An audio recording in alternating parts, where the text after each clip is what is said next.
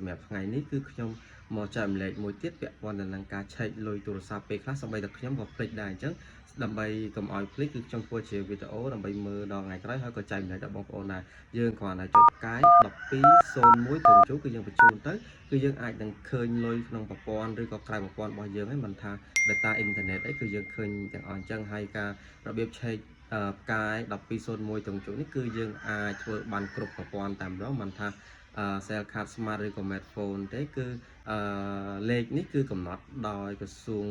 ប្រៃសណីនិងទូរគមនាគមន៍គឺកំណត់តែមួយទេបងប្អូនអាចគ្រាន់តែចុចទៅគឺអាចមើលឃើញហើយម្ដងទៀតគឺយើងគ្រាន់តែចុចផ្កាយ1201ត្រង់ជូគឺយើងនឹងឃើញទឹកលុយឬក៏ទឹកប្រាក់នៅក្នុងទូរស័ព្ទរបស់យើងហើយនេះគឺជា tip មួយសម្រាប់ចែកម្លែកដល់បងប្អូនអរគ្នានៅពេលដែលភ្លេចគឺអាចមើលវីដេអូខ្ញុំបានកុំភ្លេច share វីដេអូនេះទុកទៅដើម្បីទុកមើលថ្ងៃក្រោយសូម្បីតែខ្ញុំក៏ពេលខ្លះក៏នឹកថាការឆែកលេខទូរស័ព្ទហ្នឹងគឺយ៉ាងម៉េចដែរអញ្ចឹងនេះគឺជាសារមួយក៏ដូចជា tip មួយចែកម្លែកដល់បងប្អូនគ្នាម្ដងទៀតយើងចុចផ្កាយ1201ត្រង់ជូគឺជារបៀបឆែកលុយទូរស័ព្ទបាទគ្រប់ប្រព័ន្ធបាយបាយ